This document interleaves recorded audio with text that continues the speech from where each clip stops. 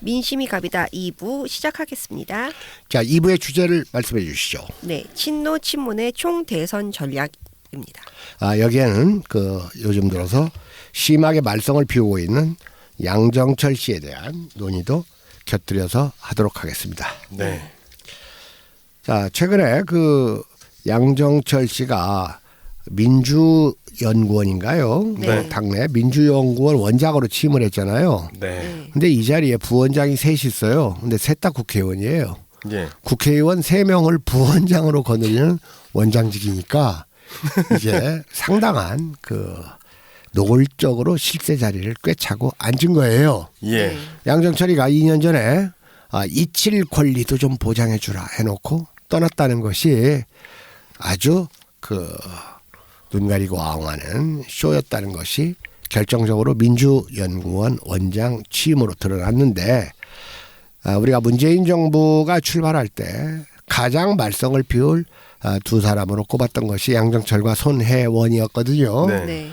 여지없이 문재인 정부의 균열을 내고 있는 이런 인물로 비칩니다. 근데 네. 이런 가운데 지금 민주당 내에 전략기획위원장이 있어요. 네. 네. 이 전략기획위원장은 그동안 의원들이 해왔는데 여기에 의원이 아닌 이근영 씨가 내정된 것으로 알려졌습니다. 예. 네. 그런데 이근영 씨는 정치 컨설팅 업체 원지코리아 컨설팅 대표인데, 이 사람이 노무현 정부에서 즉 친노 인사라 그겁니다. 예. 대통령 여론조사 비서관을 지낸 적이 있습니다. 네. 예. 윈지 코리아 컨설팅은요, 쉽게 얘기하면 선거 기획사예요. 네. 예. 그러니까 이제 총선이라든가 지방자치단체 선거, 지방선거에서 후보들한테 이제 포스터도 만들어주고 선거 전략도 짜주고 뭐 콜센터도 돌리고 이런 걸 하는 데죠. 예. 당연히 말 그대로 친노 인사와 친문 인사가 정치권에서는 같이 취급이 돼요. 네. 이 사람은 19대 대선 때는 문재인 대통령 후보 중앙선거대책본부 전략본부장 부본부장을 역임했었네요. 그러니까 아주 확실한 친문 인사인데, 또 친문 인사가 이 선거 내지는 공천과 관련된 네. 보이지 않는 요직을 맡으니까 당연히 비문 민주당 의원들은 당혹하고 불쾌하겠죠. 그리고 이것을 표출을 실제로 하고 있습니다. 왜냐하면 의원들은 공천에 가장 관심이 많거든요.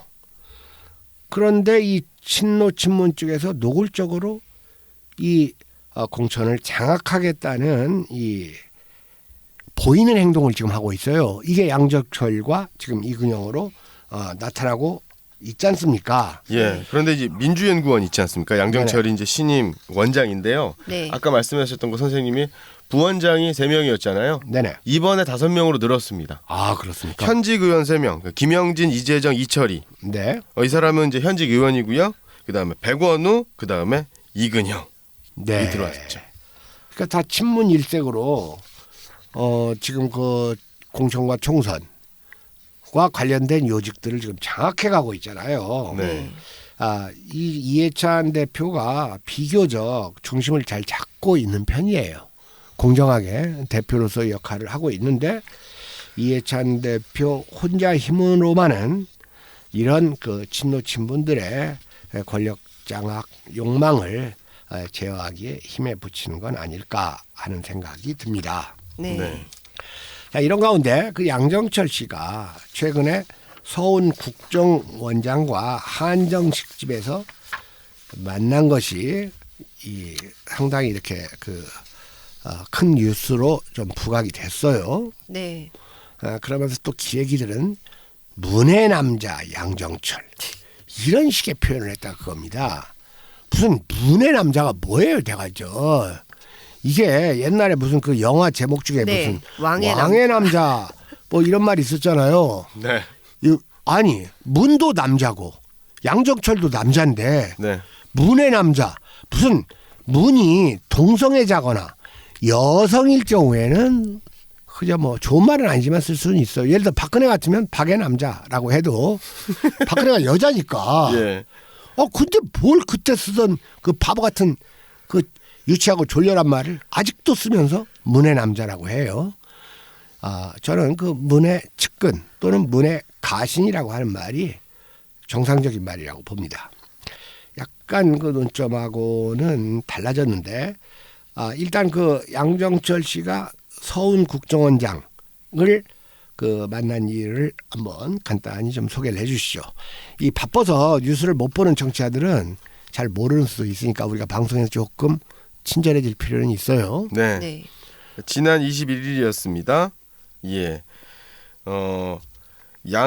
양정철 위원장이 그 정치권으로 민주연구원 원장이 되고 나서 일주일 만에 그 서훈 국정원장을 만난 거죠. 비공개 만남을 한 겁니다. 네네. 이 자리에는 KBS 기자도 있었다라고 하고요. 네. 처음에는 그 두 사람만 만나서 밀담한 것처럼 보도가 됐는데 알고 보니까 거기에 제3의 인물이 있었는데 기레기 하나가 꼈다 그거죠. 네, KBS 기레기입니다. 네. 그러면서 이것을 가지고 이제 그 자한당한테 이제 공격의 거리를 제공을 했어요. 그러면서 또 기레기들 특유의 무슨 뭐 한정식 집에 뭐 메뉴가 어떻고 식사비가 어떻고 네. 뭐 이런 거 했는데 그러면서 그 서 원장이 뭐 양 원장의 어깨를 토닥였고 양 원장은 서 국정원장에게 90도로 깍닥이 인사를 했고 뭐 서 원장은 그 경호를 받으면서 떠났고 그 양정철은 아까 내가 양 원장이라고 했는데 양도 원장 맞죠? 네, 원장입니다. 원장입니다. 그 양 원장은 뭐 모험 택시를 타고 갔다 이런 얘기까지 기레기들이 이제 다 썼는데 네. 어떻습니까? 이것이 지금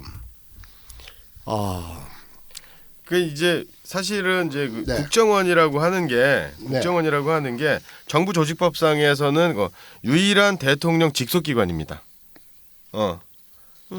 이제 그런 거고 그 다음에 그 민주연구원 양정철 양 원장이 있는 곳은 공당 집권 여당의 뭐 이제 기레기들 말로는 싱크탱크라고 하죠. 네. 그리고 쉽게 얘기하면 뭐 총선 뭐 선거 기획본부 뭐 이런 거죠. 인재 영입도 하고 정책도 만들어내고 여론조사도 뭐 조사도 하고 뭐 이런 데인데 아마 이게 그 이 양 원장이 처음 민주연구원으로 원장이 된 이후로 처음으로 맞이한 공식 행사에 불참했기 때문에 얘가 어딜 갔나 조사하다가 이게 나온 것 같아요. 그렇습니다. 예. 이걸 그 이 정규 기레기가 파헤친 게 아니라 더 팩트라고 네. 연예 전문의 그 네. 뉴스 회사예요. 비주류 기레기죠. 네. 그런데 이날 무슨 행사가 있었죠, 당내. 예, 당내 네. 그 민주연구원 아까 네네. 말씀드렸던 민주연구원이 국회 입법조사처 대회의실에서 사회적 경제 문재인 정부 2년 평가와 과제를 주제로 한 토론회입니다. 이게 양정철 원장이 처음으로 이제 취임하고 나서 처음으로 열린 행사인데요. 여기에 불참을 한 거예요. 네. 그리고 나서 서훈 국정원장을 만났는데 이게 이 토론회가 바로 국회에서 열렸단 말이에요. 그런데 네. 양정철이 국회에서 강남으로 출발했단 말이에요. 전철로. 그러니까 국회에 있으면서 자기 연구원의 주최로 한 첫 행사인 토론에 불참하고 서훈 국정원장을 만났다. 그러니까 제 추정으로는 더 팩트가 그 양정철 씨가 국회를 빠져나가니까 뭔가 이상하다 하고 네. 이제 미행을 했던 것 같아요. 네. 뭐 전철 타고 가는 사람 미행하기가 쉽죠. 쉽죠. 예. 그리고 그 강남 내가 보기에는 역삼역쯤에서 이제 그 올라오지 않았을까 싶어요. 자, 그런데 이게 이제 그 많은 그 이야기거리가 있고 많은 그 추정과 그 의심을 사고는 있는데 저 개인적 추정으로는 그렇습니다. 이 일 자체는 별일도 아니에요. 그리고 저는 그 양정철의 말이 오히려 이 기레기들이나 자한당의 말보다 더 신뢰가 가요. 네. 왜냐하면 일단 국정원장을 그렇게 그 나쁜 목적으로 만났으면 이런 식으로 한정식집에서 만나겠어요? 한정식집 그리고 거기다가 그 KBS 기자까지 동석을 네. 시켰다 그겁니다.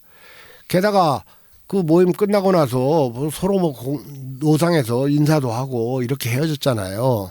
그러니까 이게 정말 무슨 총선 전략이나 이런 걸 국정원장하고 정권 실세하고 그 음험하게 논의할 자리 같으면 저는 이런 한정식을 택하지는 않았으리라고 봐요. 네. 네. 그리고 그 서훈과 양정철 사이에는 이 우정 관계가 있어요. 1500격에. 그리고 실제로 예전에 그 재수회라는 게 있었어요. 재수회. 문재인 당선 전에 문재인이 박근혜한테 지고 나서 아 재수해서. 예 재수를 성공시키자 해가지고 그 재수회라는 게 생겼어요. 그러니까 이름을 재수회로 줬으면 거기에 무슨 대성학원 원장이나 종로학원 원장이나 메가스터디 원장이 들어가야 될 텐데 그게 아니고 거기에 이 양정철 서훈 이런 사람들도 꼈어요. 아 둘 다 원장입니다. 네네. 예. 아 원장이구만요. 네. 아, 민주연구원이 학원입니까? 근데 어쨌든 그런데다가 실제로 양정철이 일본에 있을 때 네. 서훈하고 또 몰래 만난 적도 있어요. 음. 그런 걸 다 기레기들이 알았는데 이 친문 기레기들이 일부러 보도를 안 해줬어요. 예. 일부러 보도를 안 해줬다가 이제 그 이걸 덧백대서 터뜨리고 그러니까 아 이것을 뭐라 되는 양 몰아가는데 저는 이 모임만은 사실 별건 아니다라고 보는데 문제는 양정철이 자꾸 어떤 일도 이게 겹치고 이러면 그게 자꾸 이렇게 더 그 예민한 문제로 부각되는 네. 신중하지 못한 행동을 했다 이 정도로 지적을 해야지 이게 무슨 집권당의 무슨 총선 논의를 하고 그것을 국정원이 어떻게 공작이라도 좀 해주기를 바란다는 식의 모임처럼 몰고 가는 건 이건 과장된 정치 공세라고 봅니다. 네. 자 문제는 자 이런 게 있습니다. 지금 양정철이 지금 많은 그 문제를 일으키고 다니잖아요. 예. 네. 최근 들어서만도 민주원장에 부임하고 나서 불과 며칠에 광화문에서 무슨 노무현 추모제한다고 5월 18일. 거기다가 무슨 그 유시민 따위한테 무슨 대선 출마하라고 막 여러 번 종용하는 네. 이런 짓거리를 했잖아요. 예. 그러니까 이런 것들이 자꾸 겹치면서 불거지니까 문제가 되는 거예요. 자, 그러니까 정상적인 정치인처럼 안 보여요. 자, 우리가 한비자에 보면 그 한비자의 말 중에 이런 게 있습니다. 술집 얘기가 있고 술집의 개 얘기가 있어요. 네. 우리가 이제 논어를 보면 상가집 개 얘기가 나오는데 한비자에는 술집 개 얘기가 나옵니다. 뭐냐? 네. 그 집 술집이 기가 막히게 그 술 맛이 좋아요. 네. 근데 손님이 없어. 네. 왜 그러냐? 문 앞에 개 한 마리가 딱 버티고 싸나워. 있어가지고 술 사러 오는 놈들한테 왈왈거린다 그겁니다. 예. 그럼 아무리 술이 좋은들 개가 거기서 그러고 있으면 그 술집 가겠어요? 아 안 예. 가죠. 즉 지도자는 측근을 그런 개 같은 사람으로 두면 안 된다 그겁니다. 그러면 진정한 이 언로가 통하지를 않는데 꼭 지금 양정철 씨 하는 짓이 한비제에 나오는 술집 개 같은 역할을 지금 하고 있어요. 네. 실제로 그 네, 예전에 그 문재인 대통령이 산을 좋아하잖아요. 히말라야 트레킹 했잖아요. 네, 그러면서 왜 탁현민하고 네. 양정철하고 또 친해요. 네. 같이 히말라야 같이 트레킹하고 네, 그리고 그 노무현 재단 사무처장인가 시절에 그 작가 그 목수정 씨를 네. 우연히 이제 지인하고 있는 자리에 만났는데 뭐 이제 손을 주물럭주물럭거리고 이런 그러니까 뭐 그러니까 목수정 여성이죠. 네네 뭐 외국에서 사는 여성 같아요. 네. 그런데 그 목수정한테 손을 주물럭거렸다고요, 양정철이. 네. 아, 그렇군요. 이른바 그 성추행이네요, 그것도. 네. 손을 주물럭거렸다. 그걸 어떻게 알려줬죠? 목수정 씨가 공개를 했어요. 아, 목수정 씨가 예. 양정철이 만나는데 손을 주물럭거렸다. 그리고 나서 양정철 양 원장이 목수정 씨한테 명함을 하나 준 거죠. 나 이런 사람이야. 아. 노무현 재단 사무처장. 참 이거 양정철 씨가 참 문제가 커요. 저는 문재인 정권이 좀 더 좀 개혁적이고 민족적으로 방향 전환을 해서 나름대로 성공하기를 바라는 사람 중에 하나인데 자꾸 이렇게 양정철 같은 이 술집 개 같은 사람이 나와가지고 문재인 정부의 성공을 이렇게 균열내고 있는 것이 좀 안타까워요. 네. 그런 적도 있군요. 예. 그걸 목수정 씨가 직접 얘기를 했습니까? 예, 그 페이스북을 통해서 네. 뭐 그 이런 놈이다, 양정철이 그냥. 예. 예전에 노무현 대통령 때 그 청와대에 있었잖아요. 네. 네. 청와대에 있을 때 또 무슨 문화체육관광부 차관인가를 불러가지고 그 아리랑 TV 예. 부사장한테 깜도 안 되는 사람 임명하라고 강요해가지고 말 안 들으니까 그 외교부 차관이 잘렸잖아요. 차관이 그랬던 적도 예. 있습니다. 진짜 강근혜스러운데. 네, 이 양정철이 참 문제가 돼요. 양정철에 비하면 그래도 조국은 예. 조용하네요. 그만하면 자기 직분을 잘 지키고 있어요. 네. 과거에 실수를 많이 했다고 생각을 하는지 사실 실수는 많이 했어요. 조국이 네. 그 서울대학교 교수 시절에 뭣도 모르고 진중권하고 그런데 이제 조국 진중권은 상당히 이렇게 진중해졌어요. 예. 그리고 민정수석의 위치를 저는 그만하면 조국은 잘 하고 있다고 생각합니다. 네. 뭐 한 번 잘못했다고 영원히 무슨 그 사람을 이제 부정하거나 그래서는 안 되겠죠. 네. 그런데 참 일단 그 양정철을 공격하는 사람이나 네. 양정철의 그 방어 논리나 옹졸하고 이 조리가 없는 건 똑같아요. 자, 일단 그 둘만 그 밀담을 나눴다는 식으로 밀담 나누려면 호텔방에서 나누는 거예요. 호텔로 그냥 그 방만 예약해가지고 딱 만나면 아무도 모릅니다. 네. 그런데 그거 뭐 밀담이 아니니까 한정식 집에서 저는 만났다고 봐요. 저는 일단 그렇게 봅니다. 네. 비밀 회동이라는 말도 너무 그러니까요. 일부러 그런 말을 쓴 것 같아요. 그리고 사실 보세요. 두 사람이 만났으면 어느 면에서는 국정원장 책임이 더 큰 거예요. 밀당을 위해서 만났다면. 네. 국정원장은 아주 중요한 요지가 아닙니까. 근데 네. 또 서울에 대해서는 한마디도 안 해. 네, 양정철만. 네, 양정철만 갖고 물고 늘어져. 이런 게 잘못됐다 그겁니다. 자, 그런데 아까 얘기했지만 이 두 사람의 만남에 MBC, KBS가 아니죠. MBC 기자죠. KBS라고도 KBS 나오고 니까? MBC라고도 나오네요. 여기는 실명이 나오네요. 김현경 기자라고. 예. 검색해. 근데 이 기자가 두 분 만남이 조금 부담스러워서 아마 저를 띄운 것 같다는 생각을 뒤늦게 했다. 뭐 이렇게 볼 수도 있겠지만 그런데 이런 거에 대해서 또 양정철은 또 어떤 거짓말을 했냐면 그 지인들의 모임이었다. 뭐 이런 말을 하거든요. 네. 근데 지인들의 모임이었다 하면 우리가 보통 세 사람을 모임이라고 하지는 않잖아요. 그렇죠. 이제 그런 것들도 조금 옹졸하고 그다음에 이제 김 기자가 총선 얘기는 하나도 안 나왔냐라는 질문에 총선은 아직 한참 남은 거 아닌가. 어쨌든 제 기억에 없다. 얘기 안 한 것 같다라고 대답을 했어요. 총선 얘기는 하나도 안 나왔냐고 물어봤을 때 총선은 한참 남았다. 이런 걸 우리가 논점 일탈이라고 하는 거예요.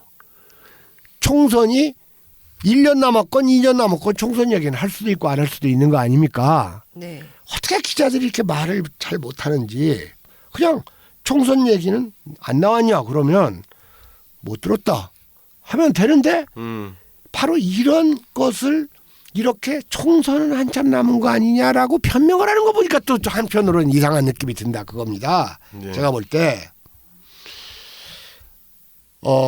글자 그대로 양정철 원장의 귀국 인사 자리였고 그동안 외국 생활을 하면서 외국에서 한국을 보니 이렇더라 하는 얘기가 있었다. 저는 이 말이 뭐 그럴듯한 말이라고 봐요. 이 말은 그리고 서훈 원장이 이미 진행된 국정원 개혁에 대해 충분히 말했습니다. 이건 서훈이 오버한 거예요. 네. 양정철이가 뭔데 국정원 개혁에 대해서 논의를 하냐 그겁니다. 이 서훈 씨도 이 민족적 그 감정은 상당히 건전한 사람이고 지난번 남북 회담할 때 그 감격에 겨워서 눈물을 흘렸죠. 네. 눈물을 흘린 건 서훈뿐만 아니라 조선 상임위원장 김영남 선생도 흘렸는데 그런 장면은 감동을 줘요. 근데 서훈 씨는 이 대학생 때부터 이 운동권에서 뭔가 이렇게 오점을 남겼던 전력이 있는 사람이에요. 서훈 주변에 서훈을 잘 알고 있는 사람들을 제가 좀 아는데 대체로 평가는 좋아요. 과거에 그런 일은 있었지만. 자, 그런데 굳이 이렇게 국정원장이 양정철이라는 대통령의 가신을 이렇게 만날 필요가 있었겠는가 해가지고 저는 이 만남 자체를 문제 삼으려면 두 사람 다 똑같이 문제 삼아야 된다 하는 생각을 좀 해봤습니다. 네. 자, 그런데 이제 이거에 대해서 양정철은 취재 및 보도 경위에 여러 의문을 갖게 된다. 제가 고위공직에 있는 것도 아니고 공익보도 대상도 아닌데 미행과 잠복 취재를 했다라고 하는데 이건 틀린 말이에요.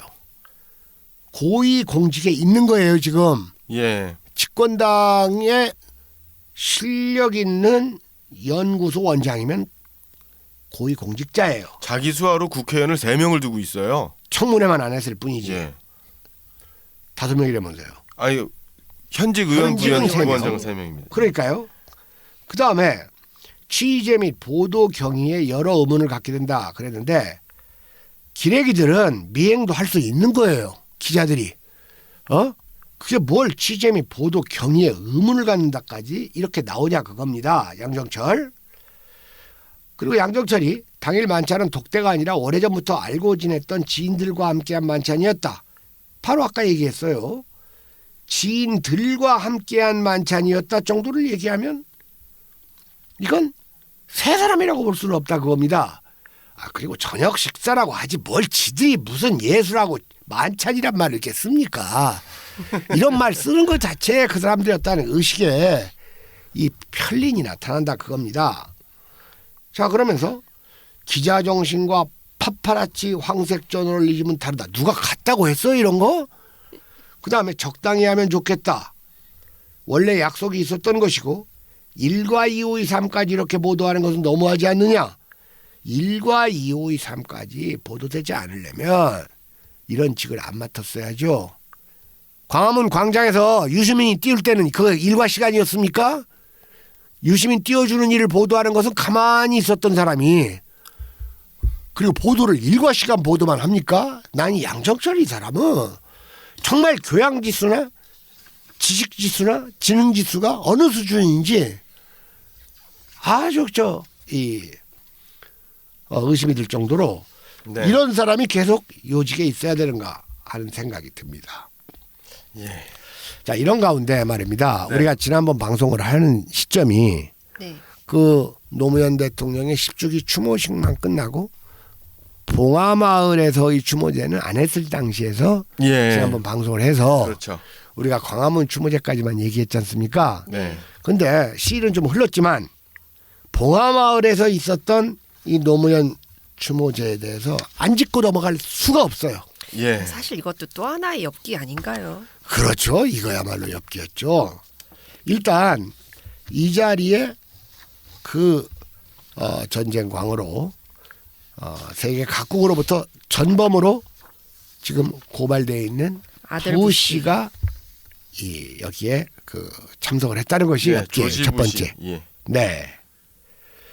그런데 또 이 조지 부시를 오게 하는데 또 양정철이가 여기에 꼈잖아요. 아. 유시민이가 한 게 아니라 사실 유시민은 그런 힘도 없어요. 유시민은 국내에서 그 몰려다니는 그 수준 낮은 그 팬들이나 이렇게 움직이고 뭐 알릴레온지 갈릴레온지 다블레온지 뭐 이런 거 하면서 하지. 근데 이제 양정철이 여기에 낀 모양이에요. 부시를. 그런데 지금 부시를 문재인이 만나줬잖아요. 네. 근데 일설에 의하면 지금 부시하고 트럼프하고 사이가 별로 안 좋다고 하는데 과연 그 트럼프가 부시가 한국 가가지고 문재인 만나는 것을 좋아했겠느냐 하는 생각도 드는데 네. 저는 이 부시는 그 노무현 재단에서만 만나줬어야지 옳다고 봐요. 뭘 대통령이 부시까지를 만납니까? 언제 때 부시인데 저는 그것도 조금 영어로 얘기하죠. 오바했다고. 오바에 해당되는 한국말이 적당히 없으니까 제가 영어를 쓰겠습니다. 저는 사실 그리고 그 부시는 2001년부터 이제 재선을까지 했으니까 2009년에 재임했고요. 네. 그다음에 노무현 대통령은 2003년부터 2007년이니까 뭐 사실 5년 정도가 겹쳐요. 네. 그렇다고 해서 부시가 노무현 추도식에 10주기 추도식에 저는 뭐 사이가 좋았던 것도 아닌데 왜 왔는지도 모르겠어요. 지난번 방송에서 우리가 이제 부시가 오는 것이 확정된 상태에서 그 부시가 참석하는 일이 이제 그 부당한 일이라는 얘기는 좀 했으니까 그 네. 얘기보다도요. 네. 지금 이 시간에는 이 부시를 오게 하는데 그 재벌 풍산, 이 류진 회장. 풍산이 중개를 했죠. 근데 이 풍산은 이 군수산업체죠. 예, 동 관련돼서 포탄 같은 거 만들죠. 그렇죠. 예. 그런데 바로 그 어쨌든 부시는 그 봉화마을에서 뭐 추도식도 했다면서요. 추도사까지. 추도식은 이제 노무현재단에서 했고 여기에 추도사까지 하고 그 다음에 그 노무현 대통령의 부인도 막 이렇게 포옹하고 그 다음에 그 노무현 대통령의 손녀의 팔짱을 끼고 아주 뭐 개선 장군처럼 보문도 당당하게 그 봉화마을을 걷고 있는 가운데 이 많은 오빠들이 막 헬로 부시, 웰컴 부시를 연호하는 이런 엽기적인 일이 좀 벌어졌어요. 이 10주기 추도식은 제사 지내는 날 아닌가요? 네. 무슨 파티나 잔치 벌이는 것 같아요. 아니 뭐 제사는 뭐 그걸 꼭 그게 이제 슬픈 일은 아니고 그 장례는 슬픈 일이지만 제사는 뭐 경사처럼 할 수는 있어요. 제사는 또 경사 측에 드는 거고요. 근데 관련이 있는 사람이 하는 거죠. 부시하고 그 재임 기간이 같았는데 거기에 왜 참여하냐 그겁니다. 자 그런데 지금 그 풍산의 류 회장, 네. 이 류 회장이 또 유시민 노무현재단 그 이사장하고 사이가 각별하대요. 유시민이가 한 살 적은데 이 유 회장한테 이제 형이라고 하는 모양이에요. 옛날에 이제 노무현 대통령이 삼성 이학수한테 학수 선배라고 하듯이 이 우리나라 정치인들은 조선시대 좀 사대부들처럼 호칭을 좀 정상화했으면 좋겠어요.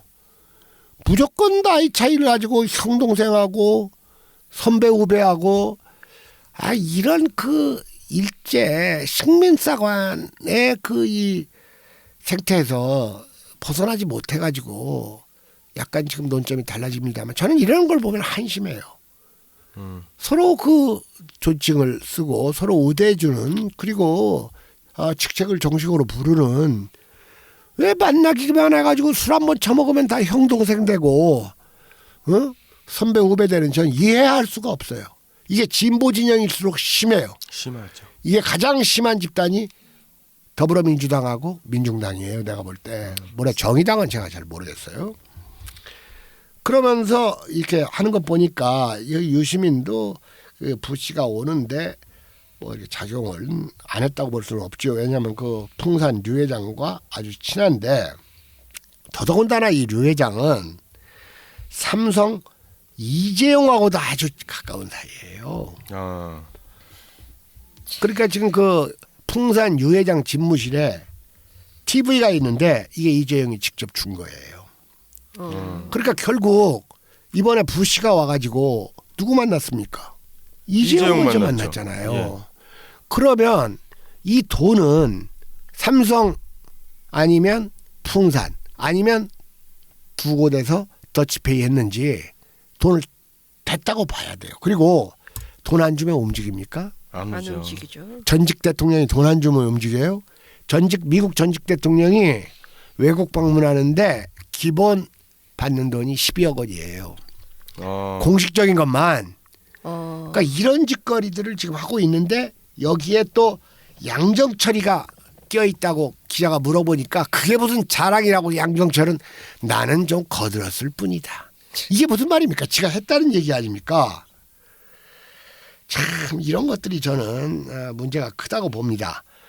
부시는 이제 돈 챙기고 나서 김해에서 추도식 끝나자마자 김해 공항으로 가가지고 바로 귀국했거든요. 미국으로. 그러니까 추도식 23일에 있었잖아요. 네. 23일 날 오후에 바로 김해공항 가까이다가 비행기 예약해놓고 떠버렸어요. 참 저는 이런 걸 보니까 참 여기에 그 삼성이 또 입김을 발휘하고 그다음에 풍산 이 재벌이 그리고 여기에 결탁돼서 무슨 부시 하나 오게 하는 게 좋은 건 줄 아는 이 유시민 이사장이나 양정철 원장이나 저는 이들의 행태가 참 싫다 그겁니다. 그리고 미국의 전직 대통령들이 제일 좋아하는 게 한국 재벌이에요. 왜? 돈을 많이 주니까. 옛날에 아버지 부시 있잖아요. 네. 네. 아버지 부시도 부시하고 제일 친했던 게 누구냐면 코롱이에요. 코롱 그 이용렬 회장이 조지 부시하고 뭐 골프도 치고 막 많이 그랬잖아요. 그러니까 그때 또 아버지 부시 움직일 때는 또 이용렬이가 한참 또 막후에서 움직였어요. 전에 노무현 대통령 취임했을 때는 요 풍산의 류 회장이 아버지 부시를 네. 방안을 성사시키기도 했다고 합니다. 그랬죠. 그래가지고 미국 전직 대통령이 한국 재벌을 제일 좋아해요. 왜? 호구지다니까 돈 많이 주니까. 저는 참 이런 소식을 들을 때마다 좀 이렇게 그 한 나라의 일원으로서 좀 부끄럽고 씁쓸합니다. 그러니까 한국 재벌들이 이제 미국 전직 권력자하고 끈을 다면 한국에서는 그냥 거저먹잖아요.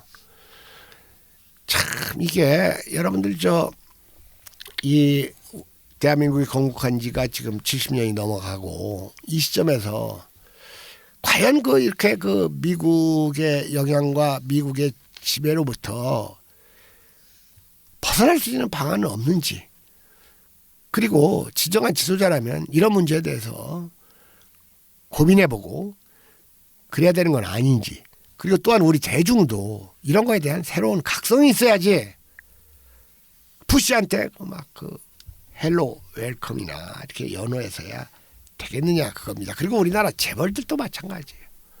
이재용이도 이번에 부시 만나고 곧 재판해야 될 사람이 풍사는 또 지가 뭔데 중간에서 이렇게 이런 일을 하냐 그겁니다.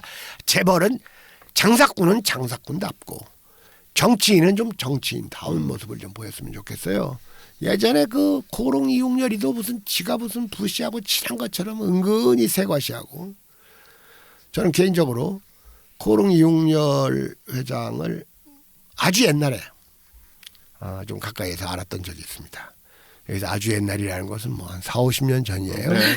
제가 고등학교 다닐 때 제 아래 학년 그 축구부 주장을 이용렬 씨가 했어요. 맨날 따라다니면서 갑생하면서 축구를 좀 별 못하면서 주장을 하긴 했어요. 그때 생각이 나는데, 그때 봤던 그 이용렬이를 30-40년 지나가지고 지가 무슨 부시하고 골프 친다고 하고 나오는 것을 보고 그 따라다니는 거 내가 멀리하기를 잘했구나 하는 생각을 좀 했던 적이 있습니다. 근데 부시가 지금도 미국에서 뭐 정치적으로 큰 영향력이 있나요? 거기까지는 제가 아니 근거와 함께 얘기할 수는 없는데, 문재인 대통령이 한미 동맹을 강화하자고 부시랑 얘기했다고 그래서 얼마나 큰 영향력이 있길래. 그러게 말입니다. 홍석현이 근데 어쨌든 그 조지 부시 하면 미국 기득권의 예. 이 상징 네. 아닙니까? 집안이. 네. 그리고 말 그대로 군산 복합제들과의 그 유착이 가장 심한 대통령이었고, 얼마나 많은 사람이 부시 때문에 죽었습니까? 네. 특히 그 이라크 전쟁 같은 것은 이건 역사에 기록되고 엄정히 심판을 받아야 할 그 전범 행위였죠. 네. 자, 이런데 여기에다가 그 노무현 대통령의 손녀까지 동원을 시켜가지고 그 어린 여자애한테 부시에 팔짱을 끼게 하고, 팔짱 끼고 입장했대요. 네, 그것도 오랫동안 막 걸어다녔어요. 네. 저는 이런 것을 보면서 우리 그 노무현 대통령을 지지하고 문재인 대통령을 지지하는 이 노빠 문빠들도 다 그런 건 아니지만 이제 정신 차려야 된다는 생각이 들어요. 언제까지 이렇게 강자한테 약하고 약자한테 강하고 민족에게 강하고 외족에게 약한 모습을 이렇게 보여야 하는지. 거기다가 노무현 대통령의 아들 노건호 씨도 정신 차려야 돼요. 그 노건호 씨는 예전에 노무현 대통령 추모식에 왔던 국내 정치인 인사들에게는 저주의 말을 퍼붓고 예. 상주로서 네. 저지도 잃은 채, 그리고 극렬 노빠들은 거기에 참여한 김한길이나 정동영이한테 물 뿌리고 이랬잖아요. 이랬던 사람들이 미국 대통령 했다고 하면 그렇게 헬렐레하고 연호할 수 있는가? 자, 여러분들 정말로 노무현 대통령을 위한다면 5년 10년 후를 생각해야 됩니다. 오래가지 않습니다. 이런 짓을 계속하는 것은 노무현 대통령을 2번, 3번 죽이는 일이에요.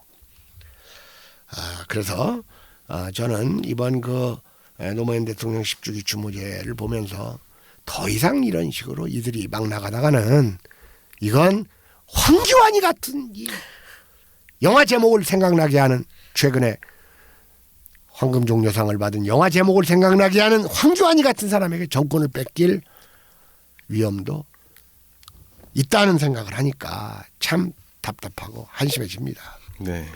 박근혜가 물러나면 좀 괜찮아질 줄 알았더니 또 다른 이유와 상황이 우리를 자꾸 좌절시키고 우리의 의기를 소침하게 만듭니다. 자, 예. 청취자 여러분, 오늘 제가 조금 지난주에 이어서 계속 흥분을 하는데 잠깐 좀 시켜갈 겸 해서 우리 공지 말씀을 하나 드리겠습니다. 저는 네. 공지하는 시간이 제일 좋아요. 왜냐하면 네. 이 사실은 이 공지가 우리 방송의 목표이거든요. 네. 그런데 왜 공지를 하냐 이런 댓글이 아주 드물지만 달려요. 네. 공지를 하려고 방송을 하는데 왜 공지를 하냐? 그건 그 문재인 대통령한테 너는 왜 대통령 하냐라고 묻는 것보다 더 조금 안 맞는 얘기입니다. 자, 여러분들 우리 그 가을 답사가 일정과 경비가 확정이 됐습니다.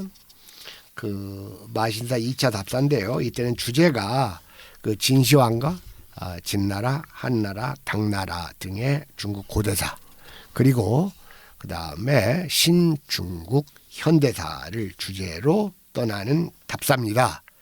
2019년 10월 8일 화요일, 9일이 한글날이죠. 네. 부터 13일 일요일까지 5박 6일로 진행되는데요. 일단 그 시안, 서안이라고 하죠. 시안은 이제 중국 서북부에 있는 도시인데 이 시안이 그 초기 한나라의 수도였죠. 그리고 네. 당나라의 수도로 그러니까 장안이라고 하는 곳 아닙니까?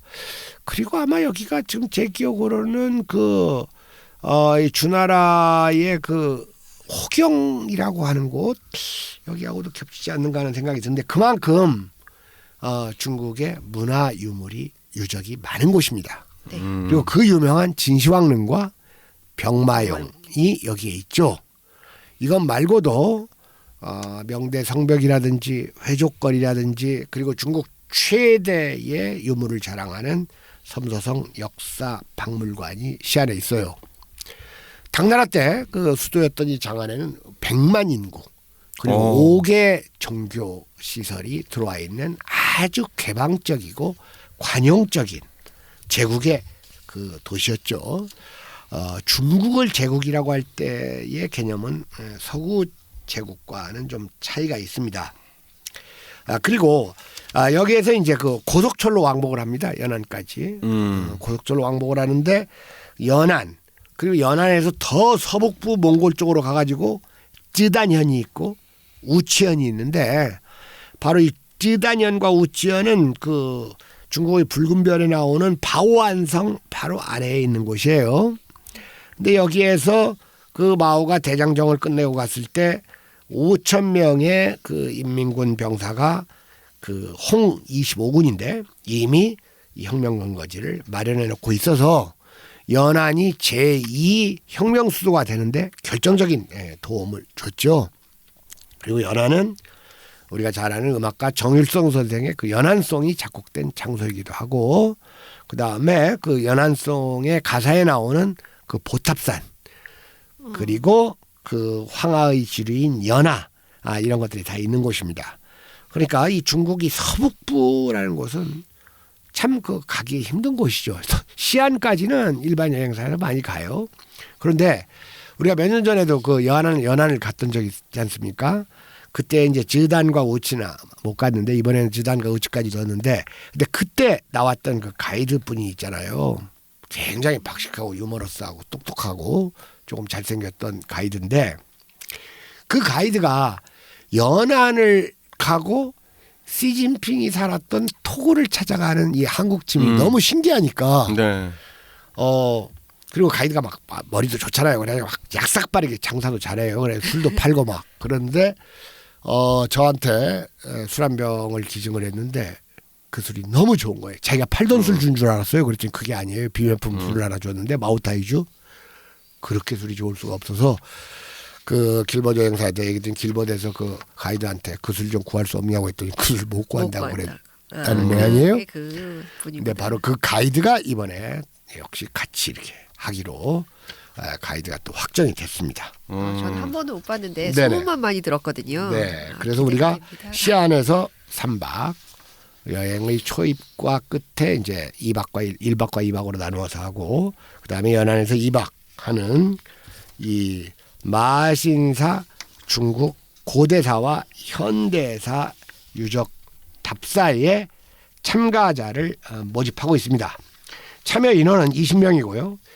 우리 여행은 좀 이렇게 좀 학습도 많이 하지만 숙식이 상당한 수준으로 이 고급화되어 있는 여행입니다. 그리고 참가 인원도 20명으로 제한을 하고 있는데 이미 공식 공지를 액수까지는 하지 않았는데 20명 중에서 12명이 신청 확정돼 있고 남은 자리는 8자리가 있습니다. 참여를 원하시는 분은 02-722-4434 길버 투어로 연락하시기 바랍니다. 자, 오늘 2부 여기서 마칠까요? 네.